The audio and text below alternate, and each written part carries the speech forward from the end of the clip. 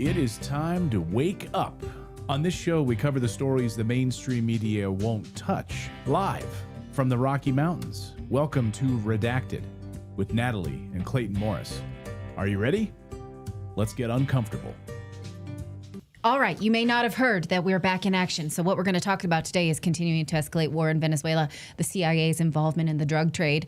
If you don't know this, I don't know where you've been, but we're going to continue to point it out and scream it from the rooftops. And until it is absolutely common knowledge, the CIA is the center point of the drug trade, the global drug trade. We're also going to talk about Russia continuing to advance on the front lines as a U.S. envoy goes to Russia today. Will we see anything else there?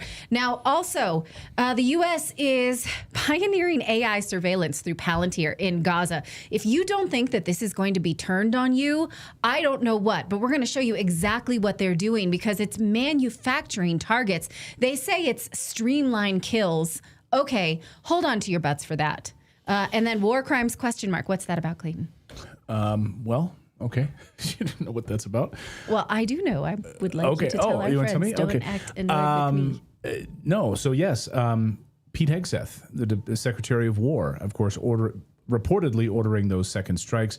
Does this amount to a war crime? He answered those questions today inside of the White House in a cabinet meeting. We're going to talk about that with Judge Andrew Napolitano a little bit later in the show. So we've got a lot of news to get to on this Tuesday, but all the sound is now good. We're all good on sound. What didn't they hear? Just the did they hear the new open? Just they just didn't hear your initial open. Okay. They caught you like shortly into the intro. But the music, the lovely music on the open was there. Just want to make sure. Yeah, because that's coming out of a different out of a different channel because I have to shut the audio off to start the show because otherwise like it can sometimes draw audio from like 30 seconds before I hit the live button. So in case Clayton and I are bickering before the show goes live, Yeah, which sometimes happens. It's usually me complaining about everything. So Okay. that's what's usually going on. Right, I don't know we're if all anyone good. caught that like annoyed little quip that he just gave me. So I'm on alert, darling. If we're going to do it, we're going to do it in public. Welcome in, everyone. Glad to have my wife back on the show. She was off yesterday. Great to have her back. Thrilled to have. No, We often use the line from Mr. Mom. All right. We're doing this. Let's get into it. Let's get into it. We're not going to fight in front of the children. Okay. No. We have a lot to do. Our country is fighting with other people. We don't need any more of that. That's right. All right, we've got a lot of news to get to. A very busy show for you on this Tuesday, so let's get into it. But first, look, Cyber Monday might be over, but the cyber savings are still rolling along, and this is the one deal you do not want to miss. Cybercrime always spikes around the holidays, especially right after the Black Friday Cyber Monday.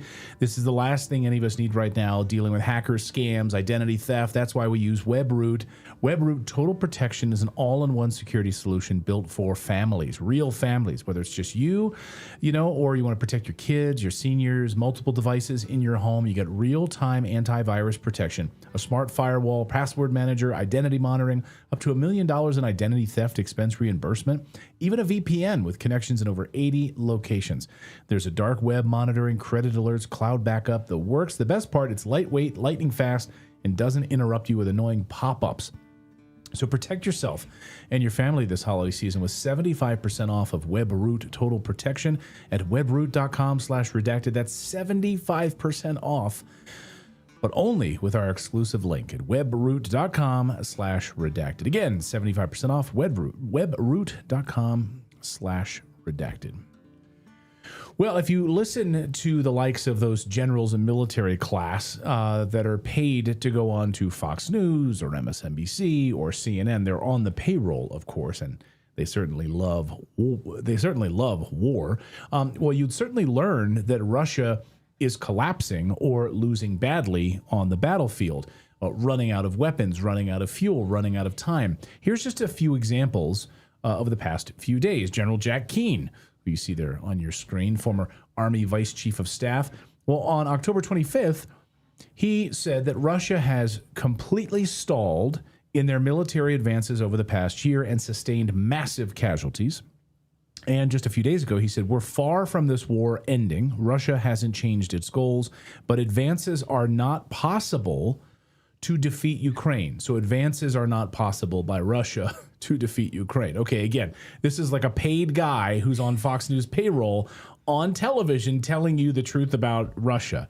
okay. This is why so many people are misinformed. Here is General Christopher Cavoli, active U.S. Army general, not retired as of November 2025, Supreme Allied Commander of Europe in NATO. In a Senate hearing, he said that Russia's ground forces have decreasing quality overall and isolated areas of strength, but no momentum, no broad momentum. He described 2025 advances as not like Pearl Harbor, emphasizing slow progress due to unanticipated high losses. So basically, Ukraine's innovations in drones and defenses are just stopping the Russians in their track. No momentum at all. But how's this for momentum? A new report out this week shows just how much momentum Russia actually does have. In just the past 5 weeks, Russia has now captured 86 villages or settlements. Call them towns, villages, cities. 86 of them in the past 5 weeks. And you can see it's not just in one little area. It's all over the map, completely surrounding Ukrainian forces. 86 of them. Just you can see the Ukrainian defenses just melting away. And a few hours ago, Trump's team just arrived for peace talks in Moscow. Jared Kushner has now joined the ranks, and they are in Moscow this evening. We want to bring in Colonel Douglas Macgregor now to talk all about this. Where do things stand? With these TV generals who are making money telling us that Russia is losing this war, General. I know you got a good laugh out of that. Good to see you. Well, it's nice to see you. I love your fireplace. I can feel toasty warm just watching it. It's really good. Love the ambiance. Are you under snow right now? We have a little snow. We have a snow warning, a heavy snow warning right now, actually, here in the Rocky Mountains. So I was going to say, yeah, it's about time for you to be hit hard. Yeah, well, speaking of being hit hard, anybody that listens to this stuff is probably being hit very hard over the head and needs to wake up. Pokrovsk capture and effectively the collapse of the Ukrainian front in and around Pokrovsk is the death knell of the Ukrainian army. Ukrainians have been taking horrendous casualties, thousands and thousands. Thousands of Ukrainian troops are surrendering. And what we're learning is that large numbers of these troops have had maybe a week in uniform before they were sent to the front. Wow. So unsurprisingly, large numbers of them are simply surrendering because they know they're going to be annihilated. The Russians have never had as a goal the conquest of Ukraine and its territory. They were only interested in the territory in Ukraine that was historically Russian and populated with Russian speakers. So once they captured most of that, they established a strategic defense. And our brilliant leaders in NATO advised the Ukrainians to throw themselves against these defenses. And these are not defenses like the ones that we saw, say, at Normandy. You're talking about a very complex integration of intelligence, surveillance, and reconnaissance platforms with multiple strike platforms on the ground, in the air, at sea. We're talking about rocket artillery, missiles of all kinds, as well as conventional artillery, all the way down to mortars. And they have the gift of precision, which 25, 30 years ago they didn't have. They have it now. And so they have been able to annihilate hundreds of thousands of Ukrainian troops. The war is tactically and on the battlefield, I would argue, strategically lost. But as long as the Russians do not advance to the Dnieper River, which I think is now imminent, people are going to continue to insist that the Russians are losing and ineffective or can't do the job. Right now, the Russian casualties and losses are probably in the realm of 130, 140,000 total. Ukrainians are now up to 1.8 million.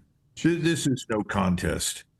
It's tragic that we don't get the truth. We're not alone. Most of the Europeans aren't being told the truth. But in Washington, D.C., in the globalist governmental environment, it is the narrative that is rewarded, not the truth. And the narrative doesn't have to be true. It just has to be repeated often and sound convincing.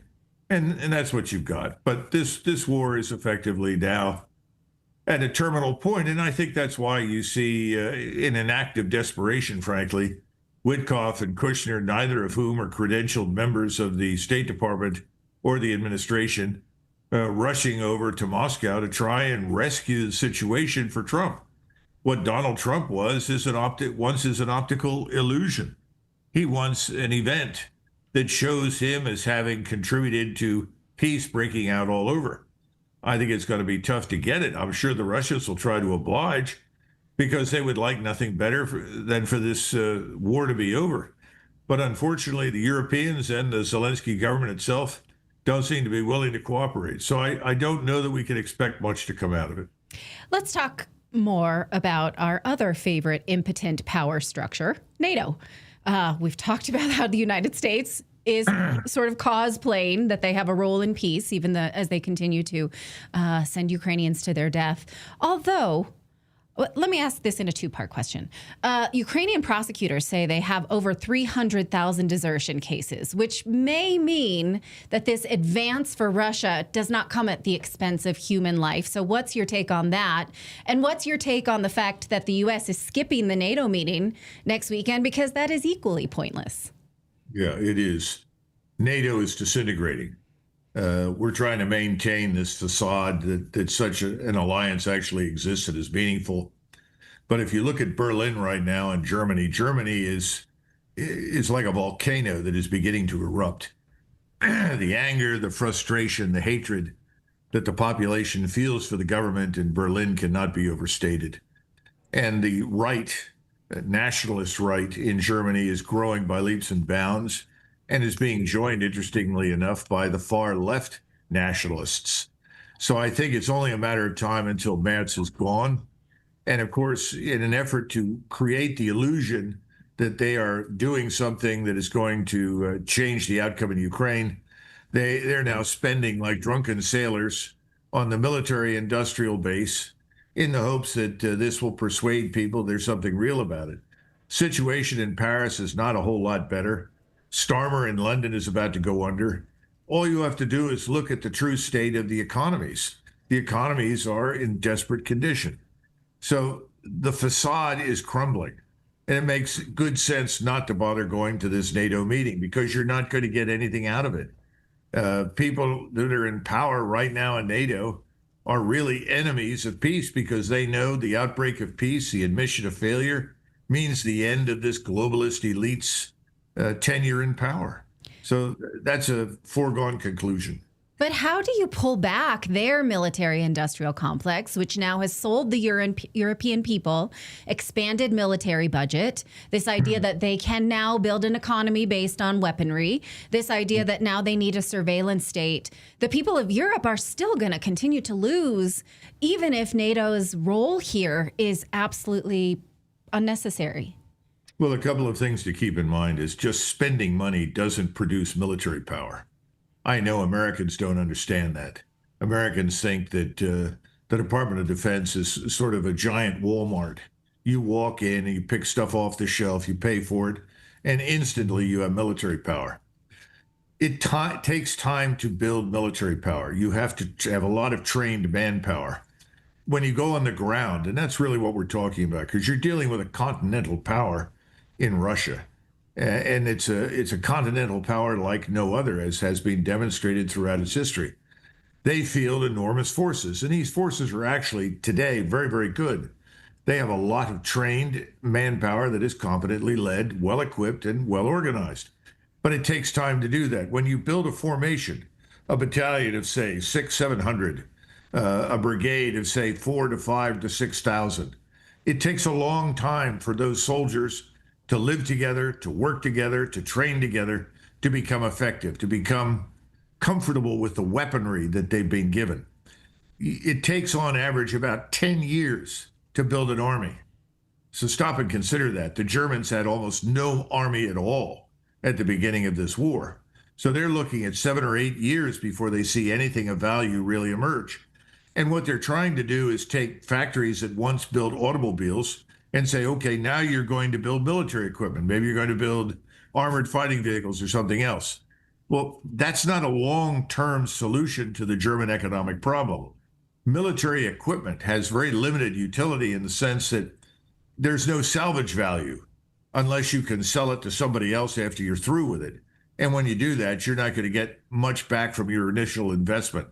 In other words, what the Europeans need, what the Germans in particular need, is to rebuild a functioning commercial economy with a scientific industrial base that can sustain the standard of living. That's something you cannot do with this military power. All they'll do is sink themselves deeper into debt and destroy the living standards of the Germans. The Germans know that. They're figuring it out. That's why Germany right now is a pot on the fire, and it's bubbling over. And it's only a matter of time until Merz and his friends are gone. Yeah. Yeah, I keep focusing on Germany. Very, very important. I also want to focus on this 28-point peace plan. So we saw Kushner, we saw Witkoff there. Putin has said it's worth looking at, this 28-point plan framework here.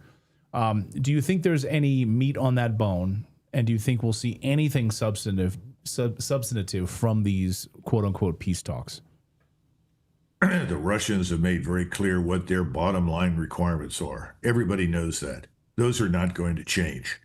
So if anything comes out of this 28-point plan that has become a 19-point plan, that's probably going to become an 11-point plan, it either looks a lot like what Putin has been saying for months or years, or it's just going to be kicked to the curb. Keep something in mind. Putin and Lavrov both understand what Trump wants. He wants good optics. He wants the optical illusion that he has been the creator of peace and goodwill and so forth. They want to help him. They'll be happy to throw him a bone. I don't think there's going to be any meat on it. I don't think it's going to be very meaningful. But at this stage, they're willing to toss him a bone to get this thing over with. The problem is President Trump should be the leader of NATO. He's not.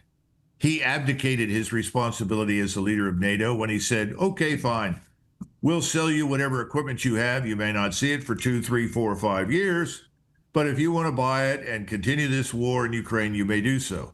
Well, that was a serious mistake, because that essentially gave license to the Europeans to ignore us and to do whatever they wanted. Germany is going to be the first to leave NATO. Once this government changes, that's the end of NATO for Germany. Then it's going to leave the EU. Germany leaves the EU. That's the end of the EU. That's not going to be meaningful either. Everybody knows that in the globalist camp. So the effort right now is to prevent that from happening. I don't know that President Trump understands that, and it may be that he's reached a conclusion he doesn't care. But the problem with that is, if you don't care, these people are capable of stupid actions.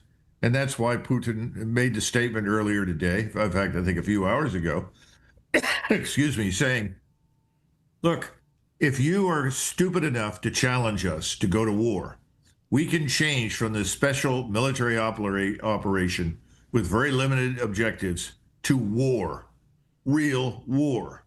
We have the manpower. We can replace our losses. We can field the forces.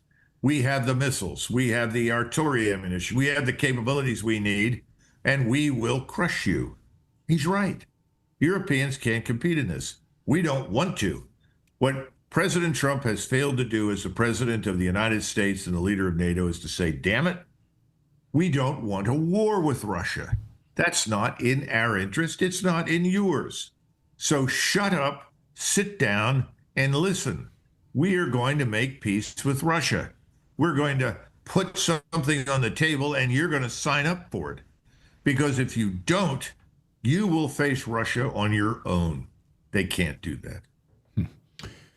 Well said. We've got more news to talk about with the Colonel. When we come back after a quick break, we're going to talk about Venezuela, the CIA, and special forces already being called out as pushing for a regime change, capture or killing of Nicolas Maduro in Venezuela. 15,000 Americans already readying for some kind of land invasion or otherwise. We don't know what's going to come from the Trump administration. We're going to talk with the Colonel about that in a moment. But first, we want to tell you about our friends at Connect Invest, because let me ask you, is your money actually safe and growing? Because if you're keeping it in a savings account or a CD, you know the answer. Savers are losers because the United States government cannot stop itself from deflating the U.S. dollar. The stock market, well, that's another way that's sending your portfolio straight off a cliff because, again, that's a partnership with the government. That's not a strategy. That's gambling. For For years on this show, we've talked about building real wealth with real assets. And one of the simplest ways to do that is through a platform called Connect Invest. You're not buying stocks, you're not speculating, you're investing in real estate with notes that are backed up with fixed monthly income and annualized returns of up to 9%. So instead of buying a whole property, you're buying into a fund that buys properties. No volatility, no drama, just predictable cash flow with real investors, small investor groups. This is not a BlackRock type thing. So learn for yourself. Head on over to connectinvest.com/redacted. Create a free account and then fund your digital wallet. You can join the thousands of investors who are growing their wealth. And if you sign up today, you get a $50 bonus. Again, oh, I'm sorry, we gave you the wrong IRL. It's redacted.inc/invest. Redacted.inc/invest. No property management, no tenants, no fixing toilets. Your money is helping fund real commercial and residential products. So again, check it out for yourself. Redacted.inc/invest and sign up for a bonus $50 in your account. Well, now to Venezuela. New unconfirmed reports today that the CIA and the U.S. Special Forces were outed, trying to basically capture or kill Venezuelan leader Nicolas Maduro. All of this comes as the United States military now, according to the latest numbers, has 15,000 troops in the region, 11 battleships. Probably that's very, very low, and conservative number that we're hearing about. Colonel Douglas McGregor, host of the National Conversation, joins us again here on the show to talk about the latest developments. First of all, Colonel, good to see you. Let's talk about the CIA piece of this first. We know from our own reporting and confirmation here on this show that CIA has been actively involved in regime change operations there for many, many years. This is not a surprise at all. And we also know that the U.S. Special Forces have been there and, in fact, clashing with the CIA in years past. I can confirm on this show that members of the U.S. Special Forces were killed in these clashes as a result of what the CIA did to them. So this is not new, but what is your take on this going after Maduro in the past 48 hours? Well, it's turning into a clown show. The fact that we're here talking about it, it's public knowledge, and that we know it's failed is not a good thing. This is the sort of thing that if it is even remotely effective, nobody knows about it, Clayton. Right. Unfortunately, we failed at this task so many times. This goes back to Hugo Chavez. We have always wanted to replace the government in Venezuela with a government that would do what we want. And what do we want from the government of Venezuela? Well, not only do we want access to the numerous resources, the oil, the gas, the gold mines, the emeralds, lithium, rare earths, and the rest of it. We want them to stop supporting or assisting other nations in the region, especially Cuba, that's very dependent on lots of cheap energy just to survive. Cuba is on its last legs, incidentally. It's really in poverty and suffering terribly. And we have people in the administration that think this is wonderful timing because not only could they bring down the regime in Venezuela, they could bring down the regime in Cuba and potentially in other states. I think they're delusional. But this is not unusual inside the Beltway in Washington. And right now, the whole idea is that you launch a coup, you replace Maduro at the top. Now, Maduro is not stupid. He doesn't sleep in the same place every night. He doesn't use the same phone. He moves around frequently. He's surrounded by very fine bodyguards, some of whom are Russian, some of whom are Cuban, some of whom are other kinds of mercenaries. The Russians have helped the Venezuelans a great deal, and the Russians have been paid in gold for it. People don't understand that. The Chinese are a little less enthusiastic because Maduro owes them a lot of money and hasn't paid them. I guess my point is, the theory is that we can rush into Venezuela, we can install this new government, and then the thousands of troops that you're mentioning, most of whom are sitting up in Puerto Rico, can be brought in as a stabilization force to maintain peace and order while the country changes governments, and that this new government will induce loyalty to itself and to us. I think it's a very, very slender reed from which to suspend any military plans, because I'm not sure any of that is attainable. And this is the big problem. I spoke recently with someone who spent 9 years of his life down in Venezuela. He's an intelligence officer, and he said, Doug, these people are not going to roll over for us. They may not necessarily all love Maduro, but they're not going to accept somebody shoved down their throats. And they're increasingly gaining support from all of their neighbors, even Colombia. The Colombians don't particularly like Venezuela, but the Colombians and the Brazilians and others are all willing to pitch in and help, which means that let's assume we get ashore, the Marines take the airport right on the coast very quickly, and then we start flying in troops, and those troops then start spreading around, preparing to go to Caracas, and then we start losing people. The question is, how many Americans in uniform can you lose before someone on the Hill or someone in the media finally says, wait a minute, we didn't sign up for this. This is turning into a disaster. What do you need for a disaster? One Chinook helicopter, one UH-60, who knows how many, carrying troops that suddenly are shot out of the air? Can we identify all the air and missile defenses? Can we identify the placement of all the radars? Can we find all the strike weapons that can be aimed at the ships at sea? In other words, what's the tolerance for casualties and losses in Washington? I don't think it's very great, Clayton. Well, let's ask just real quick, let's ask our audience right now, and we'll come back to it at the end of this segment. How many of you would support Americans being killed in Venezuela? We'll just ask our chat room. We're live on Rumble and YouTube and X. For the purpose of regime change. It doesn't really doesn't matter, right? Regime change, a new government, deposing Maduro. Well, it matters what they're selling us. They're selling us an idea that you're saving some nice suburban mom from her son drug overdosing. That's right. That's what I mean. It's so far-fetched. It's so stupid that I don't know who would. Look, Natalie, you're right. All you have to do is go on the website for the Drug Enforcement Agency. Read the reports that are posted there. They'll tell you that less than 4% of the quote-unquote drugs, that's cocaine and other things, come out of Venezuela. And by the way, most of it ends up in Africa or Europe. Now, I'm not saying we shouldn't care at all, but what I'm trying to say is this business of mentioning fentanyl, which comes overwhelmingly, practically 100% out of Mexico and kills hundreds of thousands of American citizens, that's a different kettle of fish. The question should be, if it's coming out of Mexico, what are we doing about it? Why are we sailing all the way down to the Caribbean basin to deal with Venezuela? Well, that's because this is not about drugs. This is about resources and oil. And also we want to exclude China, Russia, Iran, or anybody else we don't like from doing business in the Western Hemisphere. We've never had much competition in the Western Hemisphere. All of a sudden, we have to compete. We don't want to compete. We want to enjoy the spoils as the major power. This is going to backfire on us. People that would normally not have paid any attention to Russia or China or anybody else are now going to turn around and say, we'd much rather do business with you than the Americans who invade our countries. So this is a dumb idea. I see no upside.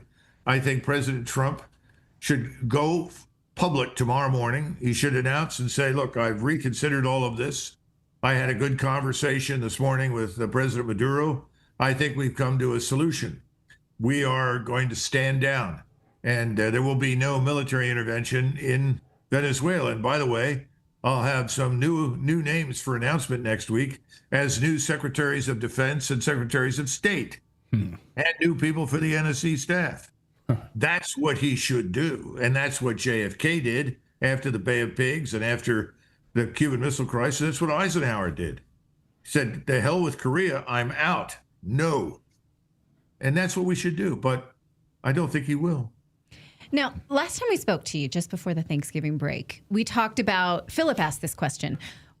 We're bombing people we don't know are guilty of anything. Why are there not mechanisms inside the military saying, no, we're not going to do this. We don't know who these people are. It's unethical. And you had mentioned that there is sort of a chain of command for this. There is a way. Well, then the next day, Democrats said something similar, and the president called it treason. And it became this whole thing, right? That, oh my gosh, the president's threatening us. But what the heart of the conversation was something we had talked about in earnest, is like, maybe we should not, just follow orders to kill like Nazis. So can you respond to that? What are the mechanisms under which someone inside the military can say, we need to stop killing civilians without any proof of guilt? Well, the first point I think we need to mention is that those Democrats that made this little video were not concerned with that at all. They were simply trying to undermine the authority of the commander-in-chief, who happens to be Trump, because they hate Trump. Yeah, It's score not a political good reason. points. Score Right. political points. Yeah. Yeah, let's distance ourselves from them. We're asking this question sincerely. Yes. Yeah, and right now we need to understand the following. I know from personal experience in the Army, and it's not limited to the Army. The Marines go through this. Everybody does.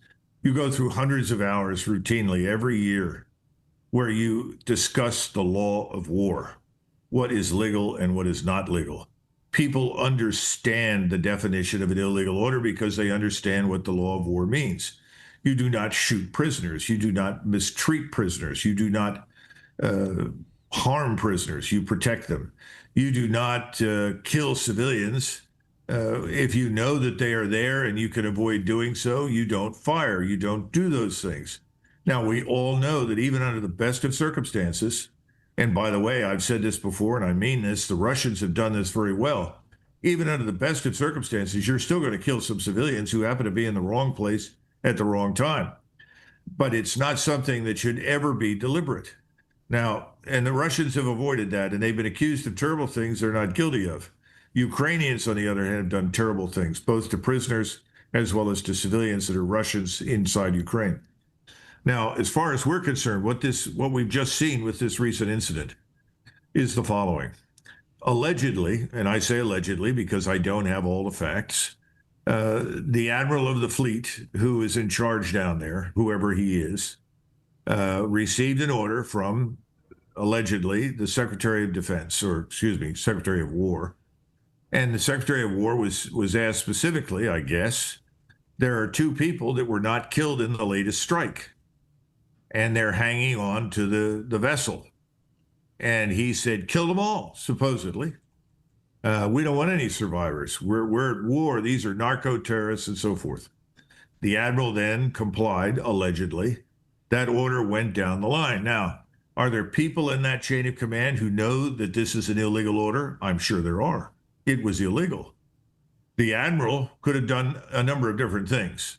I've seen this, by the way, not in this exact setting, but the admiral could have said, sir, that's, technically speaking, that's a violation of the law of war. And then if he received a direct verbal order from the Secretary of War to execute and do it, he could do one of 2 things. He could say, sir, I cannot do that. My conscience won't permit me to do so. And by the way, it was Frederick the Great of Prussia back in the 1700s who established the rule that if your conscience will not permit you to execute an order, then you can retire or leave the service without prejudice.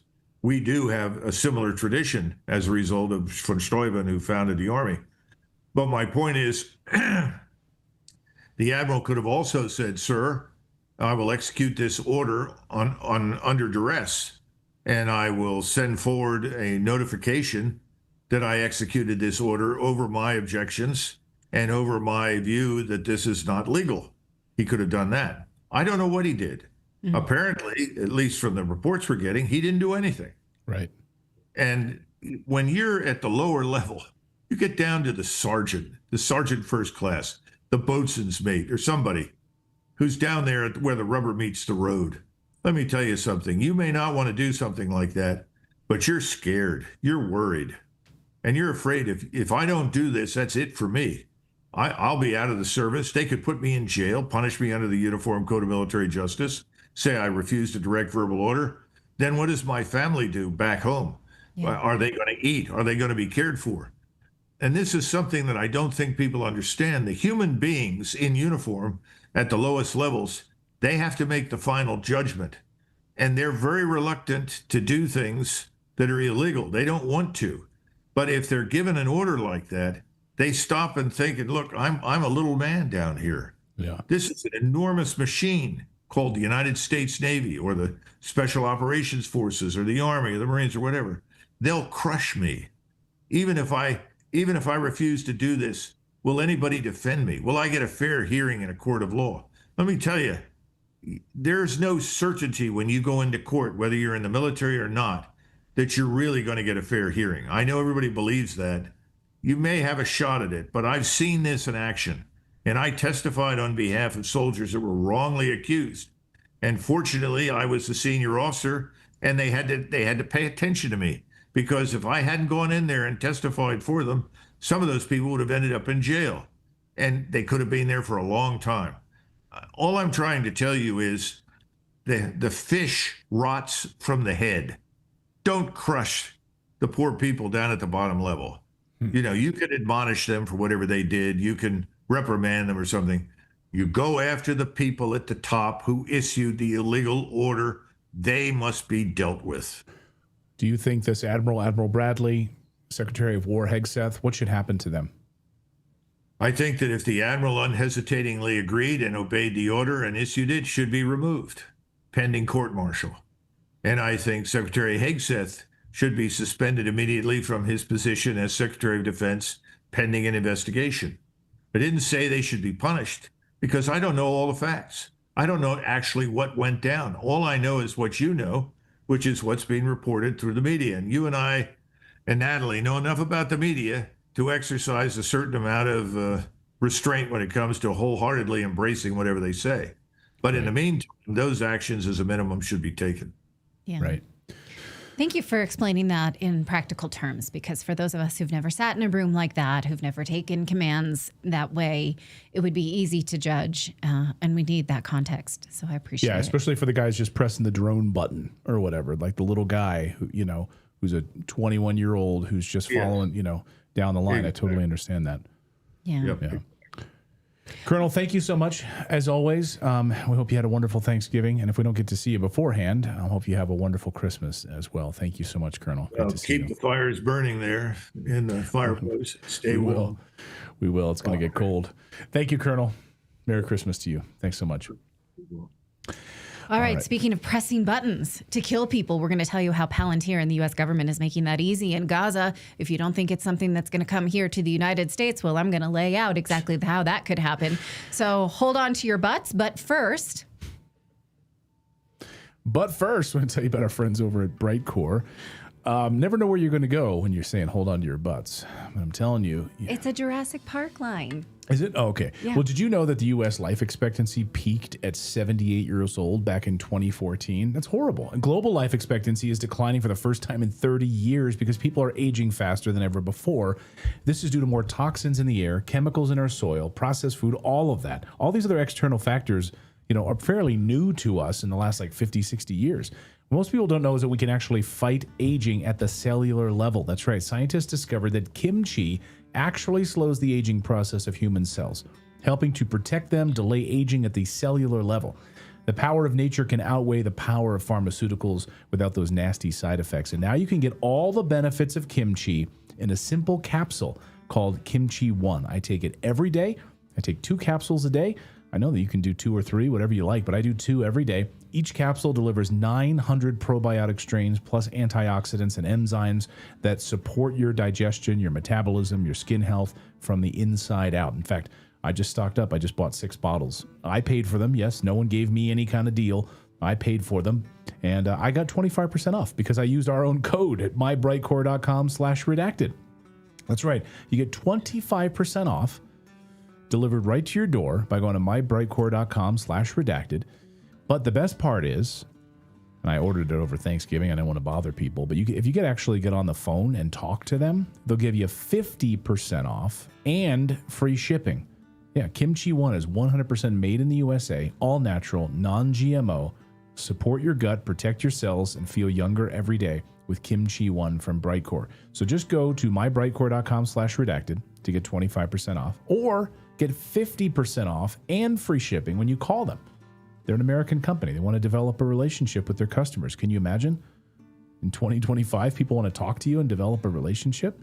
888-404-6312 is the phone number to call. 888-404-6312 to get 50% off and free shipping.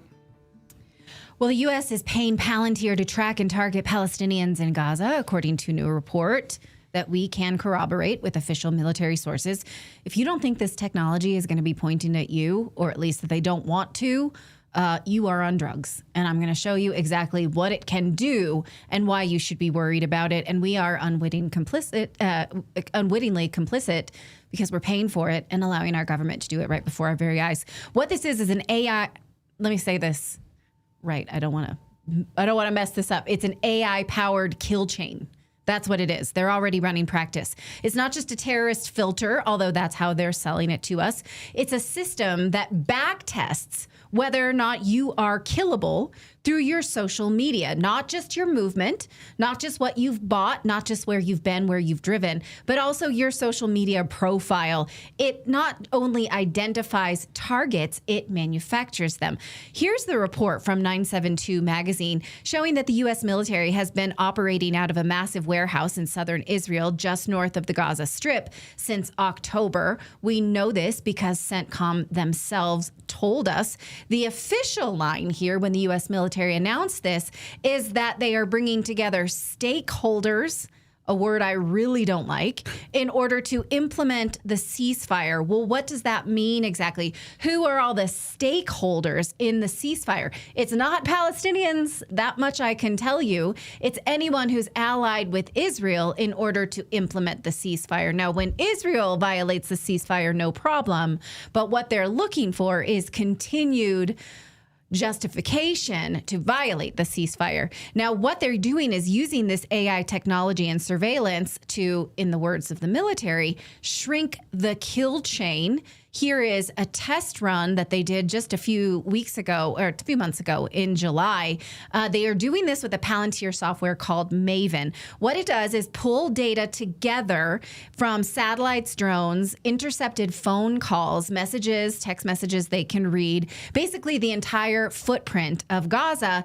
And then it does what they call, this is Palantir's own term, optimizes the kill chain.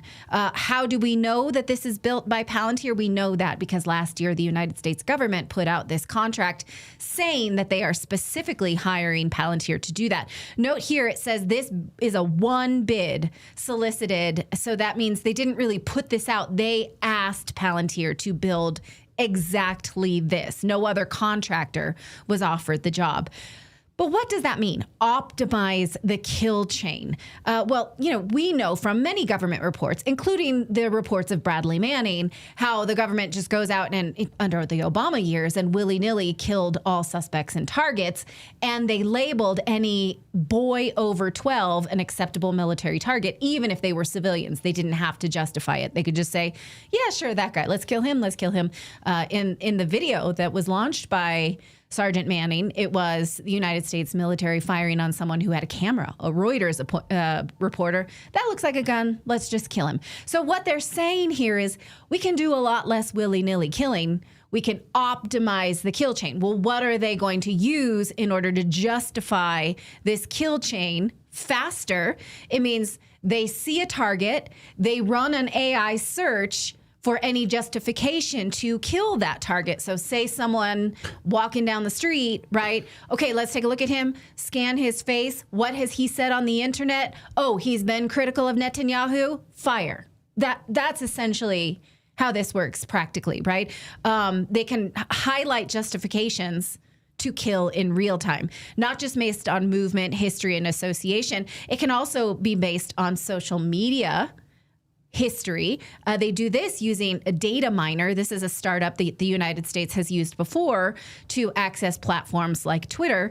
So again, this is risk intelligence. So for now, they're saying, we're just looking for Hamas. That's it. That's all we're doing.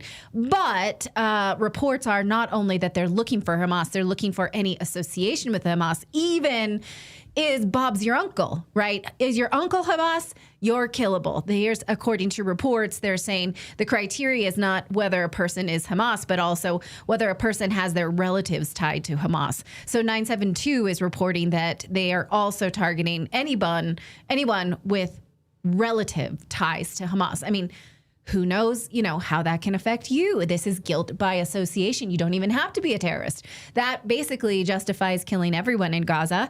Like these two who were killed on Monday. On Monday, Israel claimed that they had targeted 2 Palestinian terrorists in Gaza that had violated the ceasefire agreement. Here's how they put it. They posed an immediate threat. Can we go back Immediate threat. Can we go back to those two boys, please? Backwards. Those are the two threat. These two boys, aged 11 and 8. Their father's in a wheelchair. They were collecting firewood on the wrong side of the yellow line, and that's why Israel fired. According to Israeli reports, the Times of Israel, again, these two were hunting for firewood. So how that is a threat to an immediate threat to IDF soldiers, I'm not sure. Now, if Israel has this identity tracking software, wouldn't it have been able to save these two and know these two don't have a WhatsApp? They are not posting on any social media about that little boy's 8. So how can we in AI real time? Is it because maybe he has a cousin who they have been able to target as Hamas? We don't know. Or the scarier question would be, is this what comes of this software? Were they identified as targets as association? This, of course, is one of many problems of using this software, that it doesn't know morality. It only knows inputs and outputs. If the target switched from, say, now here's where it could apply to us, because the Trump administration has already said that we have identified domestic terrorists, which are not a thing. There's constitutionally no such thing as domestic terrorists, because then the government could use it to any opposition, right? And so we know that. We've talked to Judge Knapp about it several times. So as the government expands this idea of domestic terrorists, then the kill chain stays the same. Okay, we're using this only to target Hamas and terrorists, but now we have this idea, this false idea of domestic terrorists that could be used on us. What we think, what we say. We think we can say anything right now because it's a free country, but if you were to take a compilation of your social media feed or your private messages, does that then mark you as an acceptable target? And we saw that happen, in fact, during BLM riots in 2020. Now, this creates a permanent AI-driven enemy list that never expires. Palantir has already lobbied the use of this in the United States. This means not just optimizing the kill chain, it also means automating the propaganda chain. Because as you expand what is unacceptable thought, then you sort of, it acts as a dragnet of who is put in it. It expands who they need to track and what. So that's why this is genuinely dystopian. Let me know what you think. Well, I want to say really quick that I think this story just puts you on the potential next week's Anti-Semite of the Week list. So congratulations. Okay. Oh, well, yeah, I've been mostly ignored by those groups. I want to say a couple of things. This data miner company is interesting because I think we've covered them before here on the show, but they bought a company a while ago, I think last year or so, called Threat Connect. Remember that? No, I don't. So Data Miner bought Threat Connect, and they've received like hundreds of millions of dollars in funding from all sorts of different sources. And this Threat Connect software and information, this AI stuff that they bought to fold into Data Miner, basically aggregates your social media, looks at all of it, and then, as you pointed out, gives us like a threat assessment level. It quantifies, like, oh, she's said these 8 things against Hamas, or she said these 8 things. So then I'd love to see that chart. Like, how do you quantify this? Like, who's the quantifier in chief over at Data Miner who's telling us, so you've released these many videos on this, you reached this threshold, and therefore then you're put into this sort of dragnet? Well, look, we are very narrowly protected by the Constitution right now. I'm allowed to hate whoever I want. I can support whoever I want, as long as I don't go off and fight, for, I don't know, the Taliban or whatever. I mean, the United States, those are the only, I think there's only one example of the United States revoking an American passport. But for the most part, I can sit here and hate and love whoever I want. But if those expressions are aggregated on social media and the Trump administration is able to sell this idea of domestic terrorists, then you can see where this is going, straight to 1984. This is Terminator level, scan your face, scan and target. Well, a lot of people in the chat room are saying, yes, Skynet is real. Skynet is here. Absolutely. Because like when you watch Terminator, which we did a few weeks ago for the first time, that our kids never saw it, and they were like, whoa, and like, this is more relevant today than ever before. The idea of Skynet with Palantir and drone surveillance. We covered it yesterday in the UK, what the UK government is doing. But the other thing you pointed out in the story, which I found interesting, which is the no bid contract. So because Palantir is basically an arm of the CIA, it's an arm of DARPA, It's an arm of the intelligence community. I mean, it's received its marching orders and funding from that. So there's no bid contracts. No one else can compete with this. It's just Palantir because we created them. That's the whole purpose of having this company. That's not a government contract. That's an order. Right. You've ordered that software. You didn't put it out for general bidding. And in fact, this is the second time just on Redacted we've covered a no bid contract for Palantir. We did that just a few weeks ago. It would be interesting to go back through all of the Palantir contracts and see how they had no competition. So it's just the United States government saying, you, come here, build me this, build me this, build me this, right? It's happening. It's real. It's not a conspiracy that, yes, it is. Conspiracy theorists, conspiracy knowers, we love it. Because it's real. Well, and also one of the conspiracy theories, it's like, that it's going to come home to the United States or it's going to be here. That's just a conspiracy theory because it's only meant for overseas threats, which is laughable. I mean, it's laughable. Just look at how they're... Ever heard of Edward Snowden? Right. How they're not going to track us. Well, just look at also FARA, all of these things and having to, or the, what is the carve out for the warrantless wiretapping in the United States? And then that new carve out that's been added in. And of course, you have people like Matt Gaetz and others trying to get it removed so that the FBI can't just like blanket Americans in all of this. So, yeah, we're losing our constitutional ability to protect ourselves and privacy in this country because the governments are going around the Constitution. Yeah. And that's exactly how this is operating right now. I think that one of the things that we need to scream about the most, there's so many, right? And it's hard. War in Russia, killing civilians, war in Gaza, killing civilians. Now Venezuela. We're busy. We got a lot to be outraged about.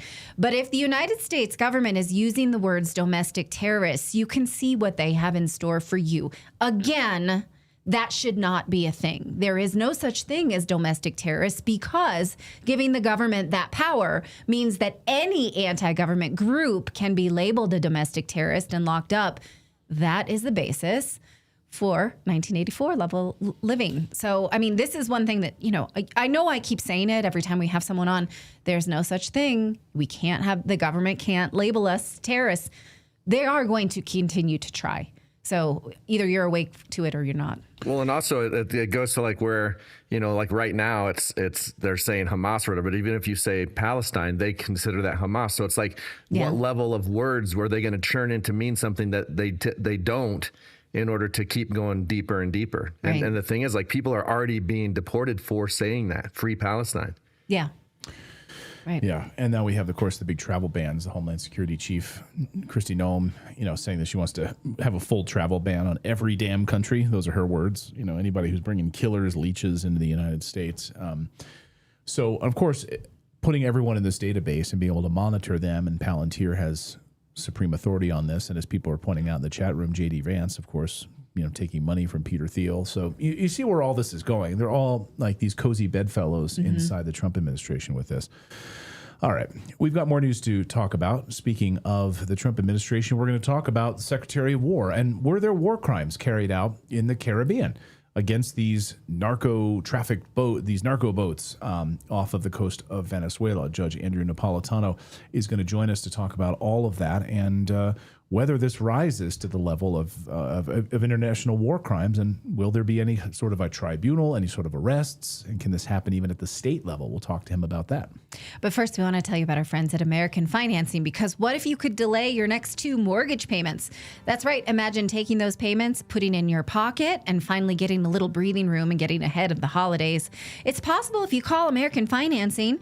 If you're feeling stretched by everyday expenses, grocery, gas, bills piling up, well, you're not alone. Most Americans are putting those expenses on credit cards, and those rates are insane in the 20s, even 30s.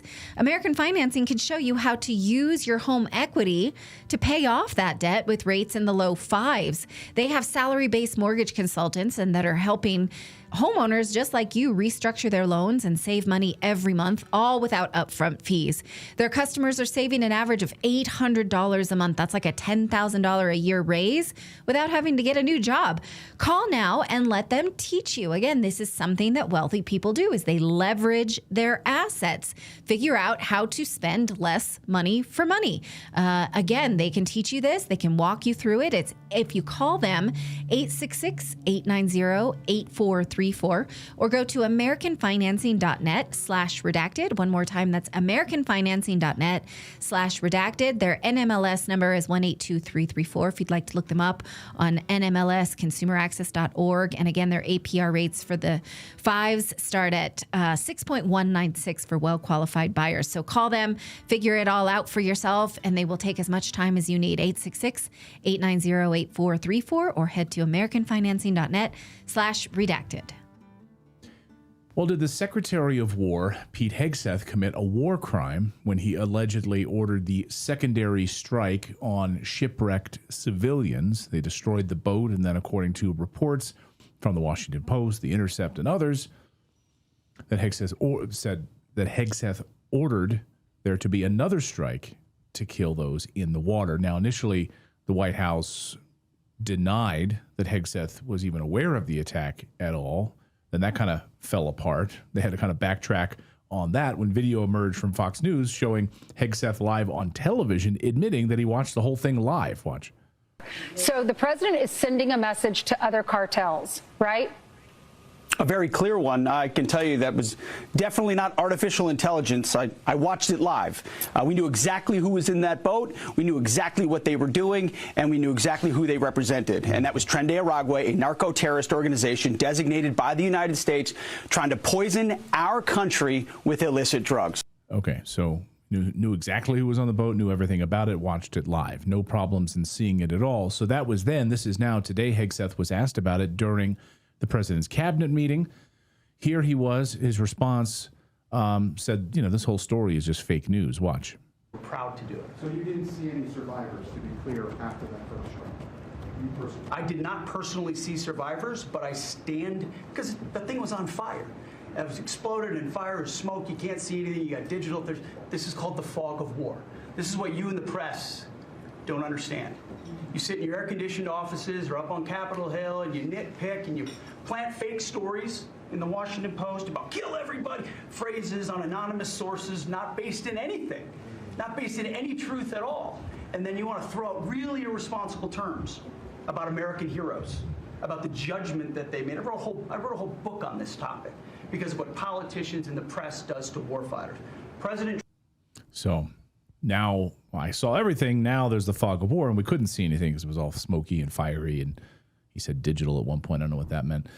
Anyway, we wanted to ask Judge Andrew Napolitano about this, the host of Judging Freedom, who knows more about the law than just about anyone I know. And to help us wrangle this question, is this a war crime? Judge, great to see you. Welcome back to the show. It's a pleasure to be here. I'm smiling a little bit because I think your audience knows that, but the show on which he appeared, Fox and Friends, was from time to time hosted by him, by you, and by me. Right. I mean, as Yogi Berra said when he learned the mayor of Dublin was a Jew, only in America. I mean, this is just it's crazy. Too much, but yeah, it's got to feel weird, right? I mean, so here we are talking about someone that we used to work with, but the news is the news, and trying to sift through the. I have no agenda on this at all. Unfortunately for him and for the people in the boats who are dead, he has directed the military to engage in war crimes. Now, you are asking me, so we are clear, if it is a war crime that he ordered, if he did order the killing of the two survivors. The short answer is yes. The longer answer is it's a war crime to attack the boats, period. And again, a war crime to kill the survivors. The boats and the people on them, even if they're doing what he says they're doing, which is transporting illegal drugs, A, they're in international waters, B, they are speedboats with a maximum distance of 50 to 60 miles, C, they're 1,500 miles from the United States. Does the United States have the legal ability to stop a boat in international waters? Absolutely not. It would need to wait until these boats reached what the U.S. claims, which is the most that any country claims, the 12-mile limit. Some countries claim 2, some countries claim 3, some countries claim 12. I'll give you the 12. But outside that 12-mile limit, stopping a boat on the high seas is an act of piracy. That's not me. That's 3 treaties that the United States has signed. If the Defense Department, which is not engaged in law enforcement, but if it is because the president told them to be, is convinced that these people are transporting drugs to the United States, they must wait until those drugs get into international waters and then stop the boats. If the boats engage in violence during the act of stopping, then of course the people doing the stopping, whether it's the Navy or the Coast Guard, can engage in violence back. But waging war, using instruments of war in international waters against people who are not engaged in violence is a federal crime. If a crime from the state in which it was ordered, so I don't know where Pete Hegseth was, probably Virginia, which is where the Pentagon is at the time he issued these orders. It gives rise to prosecution in the United States. There's no statute of limitations for murder. It gives prosecution, rise to prosecution in the countries where the victims are from, and it gives rise to prosecution in international courts in The Hague. These are not even close calls. So there's no ambiguity at all. Like, you're not on the fence about this at all. No, there's no ambiguity. If they had weapons and they were shooting at the drones or the missiles or the helicopters that were following them, that would be a different story. But where there is no weaponry being waged at the United States has no legal authority to kill, no matter what the president calls them. I mean, this phrase narco-terrorists, Clayton, is a political phrase. It's not a legal phrase. There's no definition of it or use of it in American law. Simply labeling people by a word that sounds terrible. Admittedly, it does sound terrible, narco-terrorist. Labeling them that does not create any additional extra constitutional authority for the president to authorize the kills. Well, that's what I was going to ask you. I mean, because we were boogeymen scared into this Tren de Aragua, and I'll admit I maybe fell for it in the run up to the election. Tren de Aragua, they're everywhere. They're taking over apartment complexes. Turns out, not really, but in one particular area of Aurora, Colorado. But it wasn't like an epidemic. Really wanted to look at the Mexican drug cartels. Maybe that's a totally different issue you should be looking at. But Tren de Aragua is suddenly like everywhere. It's everywhere. They're coming to your house tonight. And I'll admit, I kind of fell for it.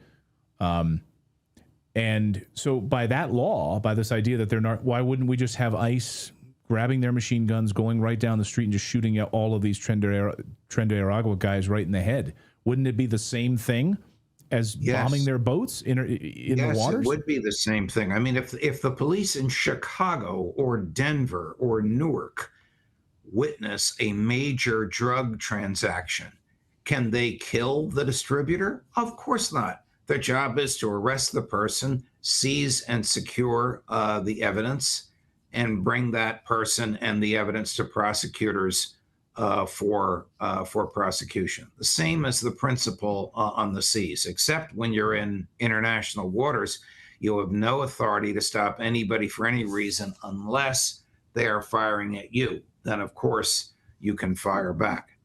I was both laudatory and critical of the 6 members of Congress who made that famous or infamous, depending upon which side of the fence you're on, tape in which they said, you have a duty to disobey illegal orders. That is a correct and accurate statement of the law. The reason I was critical of them is when they were pressed on talk shows after they made that, they backed down. Well, what is an illegal order? Have you seen any illegal orders? They know damn well that an order to kill unarmed civilians is an illegal order for everybody involved.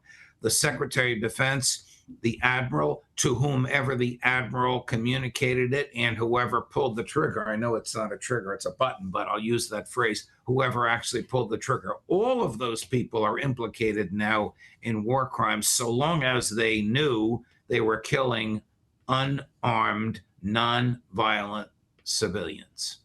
So you heard Hegseth there say that he watched the whole thing live. He saw it clearly. He knew everybody on the boat. He knew everything. And then you heard him today during the cabinet meeting saying, it was foggy. There's a lot of burning going on. I probably didn't see it. I did not see civilians. I'm disappointed. And when I discussed this on air at Newsmax, I started by saying it gives me no pleasure to accuse someone that I worked with several days a week for 8 years, that I socialized with, whose now wife was actually my boss for a while at Fox. It gives me no joy to call him a war criminal. But the acts in which he engaged are clearly war crimes. And that answer he gave at the cabinet meeting was a non-answer that did nothing but attack the press for asking a question he didn't want to answer. However, when our friends and former colleagues at Fox and Friends asked him that question, he said, "Oh, yes, I watched the whole thing and I knew what I was doing." So which is it, Mr. Secretary? Under the Department of Defense Law of War Manual, and go to Section 18, specifically talks about members of the military saying no to these orders, having the ability to not move forward with illegal orders. But it also says specifically not firing upon shipwrecked individuals would be considered a war violation, a war crime. It's literally written in the Law of War Manual at the Pentagon. Correct. Like, you Correct. could not get more specific than that. That is a manual whose job it is Pete's, Hegseth's, to enforce. He must know what's in there. Not only may you not shoot at the shipwrecked, but you have a duty to rescue the shipwrecked, even if you caused the shipwreck. That is as clear as day. Secretary Hegseth knew that. The Admiral must have known that. The SEAL Team 6 that actually followed the boat and pressed the buttons that caused the death of everybody on it, first once and then second time, must have known that as well. They all violated basic principles of the laws of war. They all violated federal law. And as I said, depending upon the state in which the Secretary and the Admiral were located at the time they made these decisions, they violated state law as well. This is not anything that's political. This is life and death. And innocent people, legally innocent, are being killed so that the administration can show how tough it is on drugs. Tough on drugs? Why did the president just pardon the biggest distributor of cocaine in the modern era today? Right. It makes no sense. Well, and I think we've cut through the bullshit and the propaganda on this show that these people are no threat to the United States. If you really wanted to go after the drugs, you would, of course, be looking at multiple other countries, but thousands of miles away. These people are not getting into the United States. And if anything, we are facilitating it through our own CIA. So don't lie to us. We're not idiots. We can see right through this BS. But the Fox News audience, CNN, they all buy it because we're being told that they're an imminent threat to the United States. So under that idea, they're an imminent threat to the United States. President Trump has given the authority to his Secretary of War to protect the national sovereignty of the United States. That's what they will say. Is there any legal merit to that at all? No, there's no legal merit to it at all. First of all, it's a law enforcement issue, and the military, under an 1876 law, but still valid law today, been enforced many times, is prohibited from engaging in law enforcement. And again, as I said, the president can label these people whatever he wants. His labeling of them does not give him authority to do something that the Constitution prohibits. The Constitution allows killing only under two circumstances. One, where Congress has declared war and our military is legally shooting at or attempting to kill the military of the country with which we are engaged in war. Two, where there's been due process, basically a fair jury trial with its attendant constitutional protections, a result in guilt and the death penalty lawfully imposed. Those are the only circumstances under which the government can kill. The president deciding on his own,